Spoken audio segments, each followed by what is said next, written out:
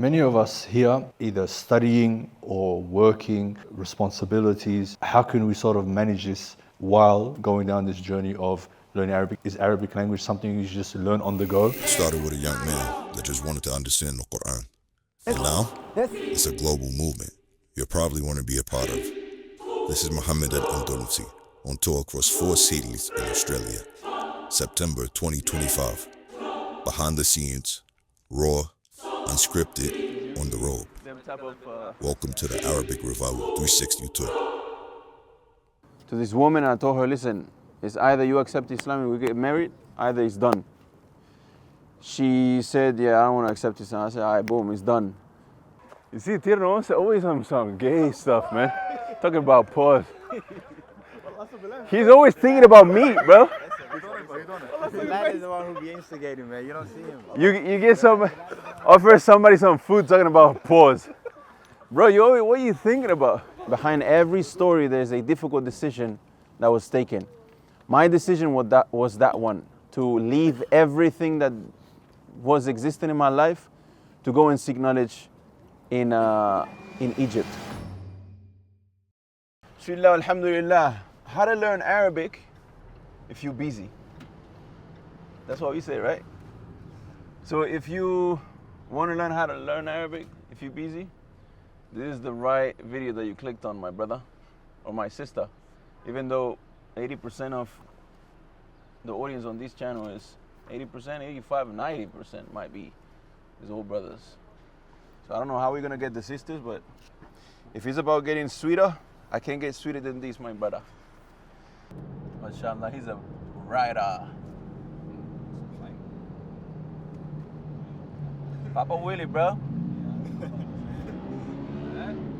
Nah, he got all hyped. Look at him. That's riders. You can hype them up so quick. الكتاب اسم منطلقات طالب العلم. He says, فلا بد لطالب العلم من جمع الهم. We were talking about جمع الهم last night. So the طالب العلم, the seeker of knowledge, he needs to do جمع الهم. He needs to concentrate and take all his focus and put it into one place. Basically focus. That's how scholars call focus. جمع الهم. ومن ذلك ألا يشغل ذهنه بالزواج. And from that he shouldn't, busy his mind with marriage. لا سيما مع ضيق ذات اليد. Especially if you broke, pretty much. فإنه يستتبع من شتات الذهن ما يمنعه عن بلوغ القصد. Because if your mind is all over the place thinking about different things, then it's going to prevent you from بلوغ القصد, from getting where you are intending to get. وإلا فلا يلجأ إليه إلا عند الضرورة. Then you should only get married except if you like really need it. عند الضرورة, like oh, that brother's starving. That brother's starving type of situation. كأن يخشى على نفسه الفتنة. Like for example, if he's scared of fitna, like he fears falling into zina, he's very sensitive when it comes to the opposite gender and finds it very hard to not be married. فليتزوج من باب أخف الضررين. Then he should get married to basically prevent أخف الضررين. How will you translate it? The lesser of two evils. Then he should get married from the sense of doing the lesser of two evils. I.e., if he doesn't get married, it's going to be a bigger evil. If he gets married, maybe he's going to be broke, maybe he's going to be unfocused, maybe he's going to not have that much money. But it's better for him than actually falling into fitna and so on. Now we're going to get into how to learn the Arabic language if you're busy, huh? We're on the topic. قال ابن الجوزي. Ibn al-Jawzi said, في طلب العلم أن يدافع النكاح مهما أمكن. And I prefer, Ibn al-Jawzi says, that the beginner student of knowledge, that he pushes and that he postpones, that he delays getting married as much as he can. فإن أحمد بن حنبل لم يتزوج حتى تمت له 40 سنة. Because Ahmad ibn Hanbal rahimahullah, he didn't get married except after 40 years old. وهذا لأجل جمع الهم. And this for the sake of جمع الهم. فإن غلب عليه الأمر تزوج واجتهد في المدافعة بالفعل. Then if that is truly overpowering him, like really needing to get married, then khalas, he gets married and he fights himself and يجتهد he does his best at actually staying focused. ولتوفر القوة على إعادة العلم ثم لينظر ما يحفظ من العلم فإن العمر عزيز والعلم غزير. He says then he should look at what he is memorizing from knowledge, because there's a lot of knowledge to acquire, but al-umru aziz, i.e. your age is precious, and basically you're not going to be here for too long. You're not going to be able to memorize everything basically, so you gotta go al-awla fal-awla. Whatever is more of a priority as an adult. For example, you're a business owner, then learn ahkam al-bay'ah and whatever is important for you after your obligations, of course, al-tahara, purification, how to pray, so on and so on. Now we get to, if you're busy, يقول صاحب مختصر منهج القاصدين يعني ابن قدامة المقدسي ينبغي لطالب العلم قطع العلائق الشاغلة. That's the call that I wanted to get to. It's important for the طالب العلم, and he should cut all علائق, all connections or relationships that are شاغلة, that are busy in him. فإن الفكرة متى توزعت قصرت عن إدراك الحقائق. Because your fikra, your thoughts, your thinking process, when it becomes diverted and mutashattit, you're thinking about a thousand things in one day, it becomes difficult to idrak, to actually understand the truth, in the sense that, and this is a little bit of balagha here, it's difficult for you to understand simple things that you should easily understand. وَقَدْ كَانَ السَّلَفُ يُؤْثِرُونَ الْعِلْمَ عَلَى كُلِّ شَيْءٍ. And the Salaf, they used to prioritize knowledge upon everything. So all of this to say, if you want to learn Arabic and you're busy, cut all relationships that are keeping you busy. All these friends that are talking to you about some nonsensical anime, 2K, PlayStations. If you want to be a serious talib ilm, serious student of knowledge, you got to cut that off. Second of all, Ibn Qudama al-Maqdisi, he said, if you don't focus and you got a bunch of thoughts going on, you won't be able to understand the topics you are learning. And then the Salaf, third thing, the Salaf, they used to prioritize knowledge over everything. So if you have to, in this case, stop playing basketball, as I did when I was 17 years old, to seek knowledge, then khalas, do it. And inshallah, Allah is going to give you better in your life. When Imam Malik, somebody came to his house, he told the maid, tell him I'm in Al-Madinah. Obviously, he's in Al-Madinah. Right. So the person just thought that he is actually outside the house.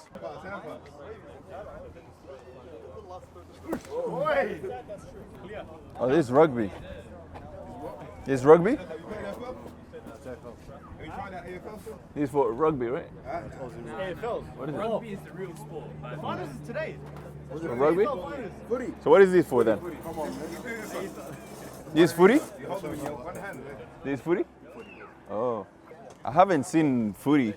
Actually, the police officer told me at the airport. Yeah? She said, are you going to go to footy? I'm like, Mom, I came here for a mission, man. I don't know about nothing else. And he's only in Australia. Yeah, it's a Australian sport. They catch it on the full. Yeah. They get time. So he he kicks it, and aims to get between these two posts, which is 6 points.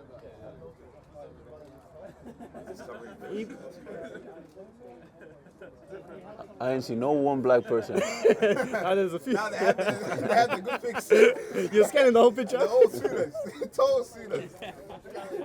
No, but bro, even the vibe, if you go there, it's sick. Doing pull-ups? I'll follow you then. Can you do a pull-up? I'll match you. Okay. How many you do? I do. 10. You did a few already? I did muscle ups. Oh, you did muscle. Oh, he's on some other level then. I can try to do a muscle up actually.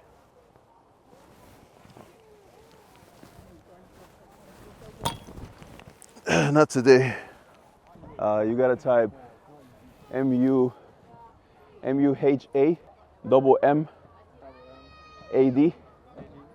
space ANDA LUSI.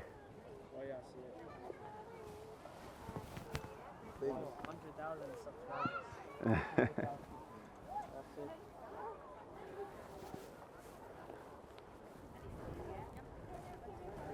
The latest few videos of vlogs of staying in Australia. We're just visiting Australia now.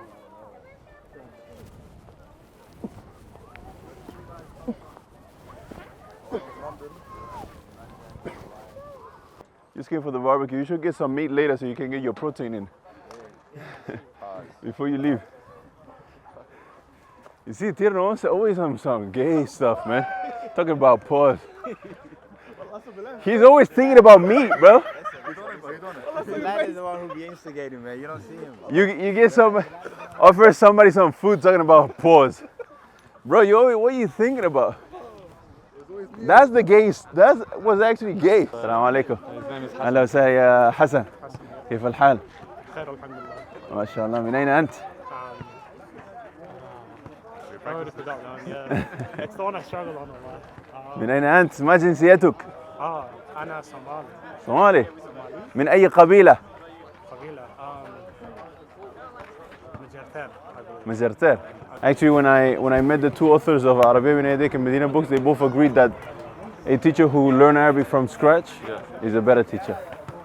So I go by that to try and make Kashf al-Mufadat a better curriculum. Appreciate it, man. Next time I come, we gotta maintain a full conversation in Arabic, inshallah. Stick to it. Most important thing, momentum, akhi. Yeah, no, momentum. Like, if you start it, go to the end. Otherwise, if you stop, I'm gonna take a 1 month pause. When you start again, you're gonna start from the very scratch, from the very beginning. So momentum is very important. Inshallah, next time we will speak in Arabic fully. Inshallah, barakallah fiqh. Aywa, sharaf li. Always clip farming, man.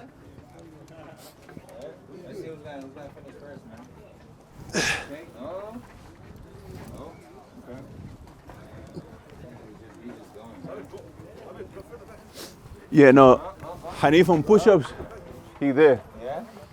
I started in Mauritania. I was better at squats. Hanif with squats, he wasn't good. But with push-ups, I remember I got tired on the first round. Still going. Why drink? Yeah, I was tired then. So this is my way of calming my desires and not drink crap, basically. So if I want to drink anything other than water, I drink coconut water. I like the coconut. Still healthy, still provides electrolytes, and I don't drink no sugary, crappy drinks. Coco Bella. Have you tried the coffee one? I saw it. There was some coconut water chocolate. Is it worth it? No, it's beautiful. I said, no, that's bid'ah, man. In France, you ask anybody that's come from, even if he's third generation immigrant, you ask him where he's from, he will never tell you I'm from my neighborhood or from Paris or from. They will always say I'm Senegalese, I'm Moroccan, I'm Nigerian. The UK, you ask Bilal in London, they will say I'm from West London. Bro, where you from, man? I'm from East London. In the US, I'm pretty sure it's the same. You ask Tierno, where you from? He gonna say I'm from the Bronx, man. Like, akhi. A lot of people, they look for the perfect situation to start, but the perfect situation is actually starting. And just dealing with the responsibilities and all the difficulties that comes with learning the Arabic language and like actually have it, because it's a heavy goal. And it's a roller coaster of emotions as well. You get tired, it's long. Sometimes you feel like you're not progressing, you get to a plateau, you don't know if every time you speak now, you feel like you're making mistakes. Sometimes you stop speaking for a week, and now you feel like you can't speak anymore. And sometimes it happens even with my mother tongue. I was telling the brothers earlier, sitting here, I was saying I couldn't give a khutbah in my mother tongue because my vocabulary, I haven't worked on my Islamic vocabulary in Spanish. So momentum is very important. Even if it's 10 minutes a day, you need to, if you want to get to a point, and that's the thing. With the Arabic language, like many other things, there is a particular space of time that it takes you to get to a point where you have acquired the skill that even if you stop for a few years, is still going to be part of you. I.e. bringing a skill from your short-term memory to your long-term memory. Just like with the Quran, for example, if you memorize the Quran and you memorize a juz, the first month, 2 months, the memorization is going to be tari. It's like it's very slippery. And if you leave it for 6 months, when you come back, it's going to feel like you memorized it again, like from zero. However, if you stick to that juz and you continue to review it for a year, 2 years, 3 years, you came up to having read that juz for 700 times, maybe 1,000 times, or the typical rule of mastery 10,000 times, if you leave it for 6 months, a year, 2 years, you come back to it, all you have to do is read maybe 3 times the juz, khalas, is back. And it was a riwayah, which is a riwayah that I don't have the I don't have the chain of transmission, but it has come to me that there was a brother who memorized the Quran in Mauritania, in a mahdara that's called the Nabaghiyah, and then he left for 6 years to go do tijara, to go do business. He came back to the desert later on when he realized, like, this life is not for me, I need to go back to the desert and continue to seek knowledge. And they said that in a month, khalas, he got his whole Quran back, with the same quwwah, the same strength that he had it when he left. But why? Because for long years, he was mastering the memorization of the Quran, reviewing every single day. So there is a particular sweet spot that you want to get your Arabic to, that even if you leave it off, I don't know, 2 years, 3 years, it's still there. Is an acquired skill now of yours. In terms of like doing it weekly, like how many hours would you suggest? Like Whatever you can, akhi. just whatever you can. It's as much as you can. For me, I mean, I wish, like I said, I was telling earlier, I wish I can just speak to all my family only in Arabic, you know? Yeah. That's the real goal. But as you are doing it, it's kind of like, it's going to take a little bit of time until you get to that sweet spot where it's now a skill that is instilled in you. Yep. Like you have acquired this skill. So i.e. even if you leave it for a few years, you get back to it, khalas, you have it. But to develop it is going to take some time of focus. It's like, for example, building muscle. You want to build muscle, you will have to, for a few months, track your food, make sure you constantly lifting weights and so on. And then at one point you're gonna have, as they call it, muscle memory. That even if you don't lift for maybe 2 months, 3 months, you get back to it, and you can go very quickly back to lifting 2 plates as you was lifting before. So literally, we just literally creatures of habit, you know. No. جزاك الله خير. Next time I come, man, لابد أن نتكلم باللغة العربية فقط. إن شاء الله إن شاء الله. بإذن الله. السنة القادمة إن شاء الله.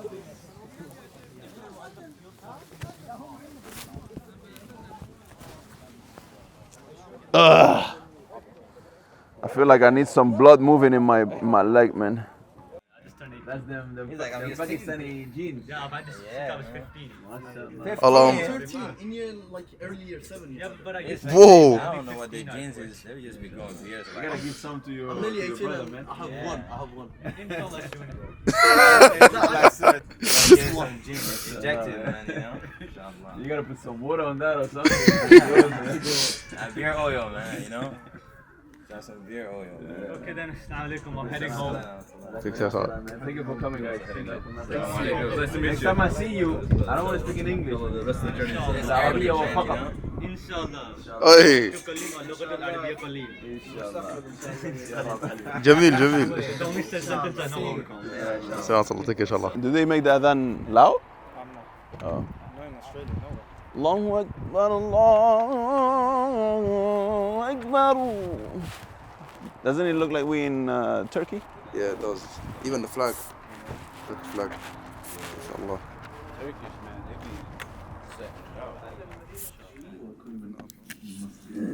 But no, I'm not Egyptian. I'm from Spain. Spain? Spanish? Yeah. My father's Senegalese. So are you Muslim? I was Muslim. From Spain? Shy. Where are you from? Afghanistan. What made you think I'm from Egypt? You look Egyptian. You have some Egyptian Many of us here are either studying or working, have life's responsibilities, busy with our extracurricular activities.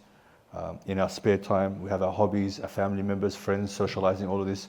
How can we sort of manage this while going down this journey of learning Arabic? Is Arabic language something you just learn on the go, picking up small things, or is it more focused study time in the classroom?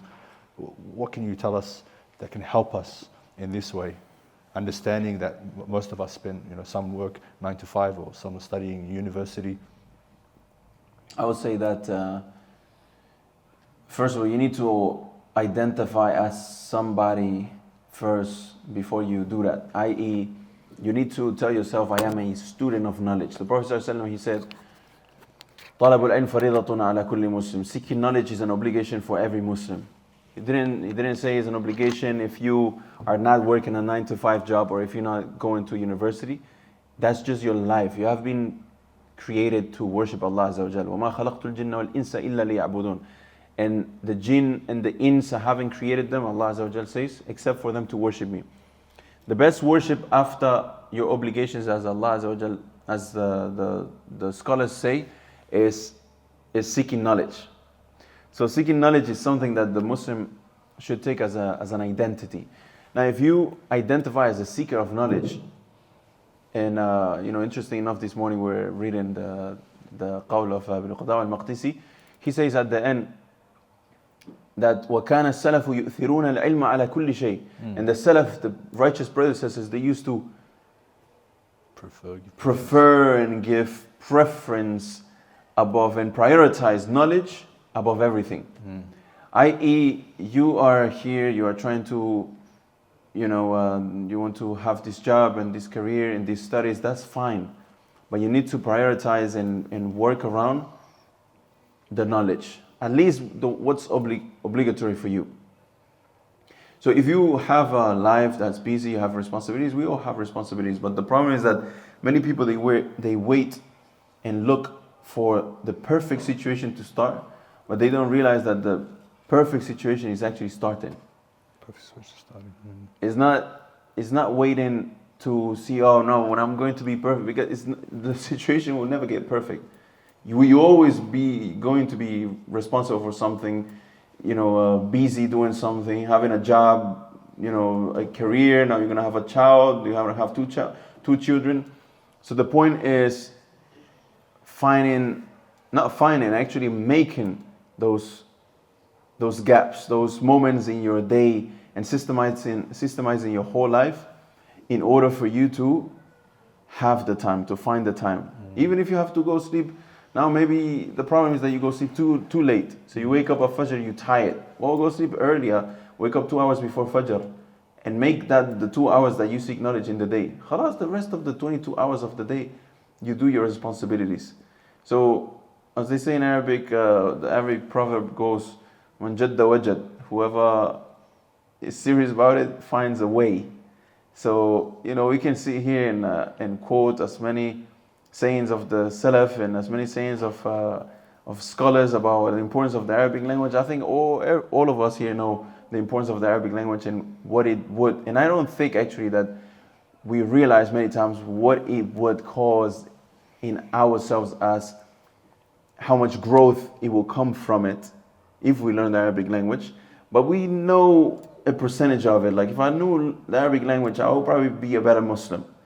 So we all know this. Now the problem is what you're going to do after this. When are you going to make the move?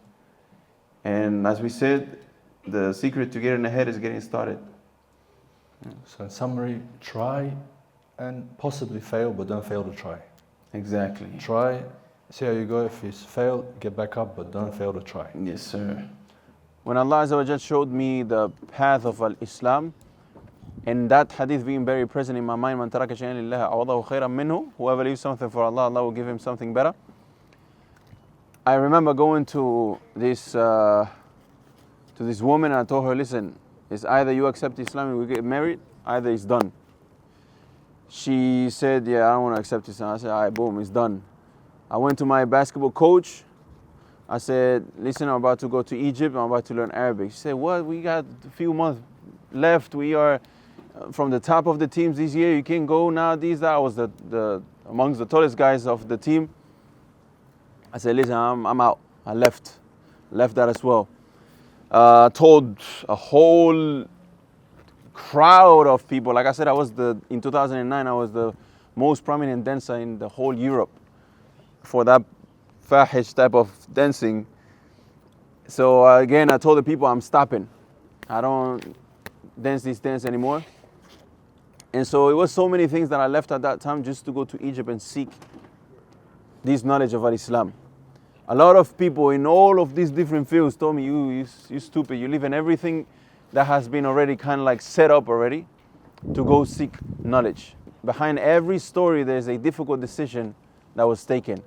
My decision was that one, to leave everything that was existing in my life to go and seek knowledge in Egypt.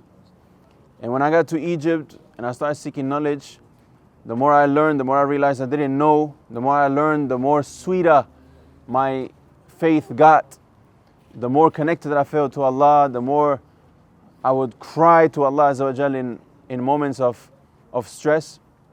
And since then, it's been the best decision I've ever taken in my life. It was difficult. At that moment, it didn't seem like it was. I just felt unsure if it was the right decision.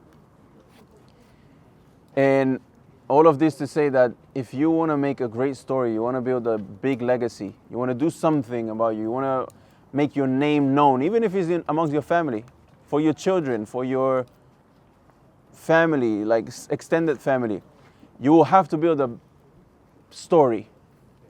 Who is, insert your name. And you need to imagine as if, you write your Wikipedia page already.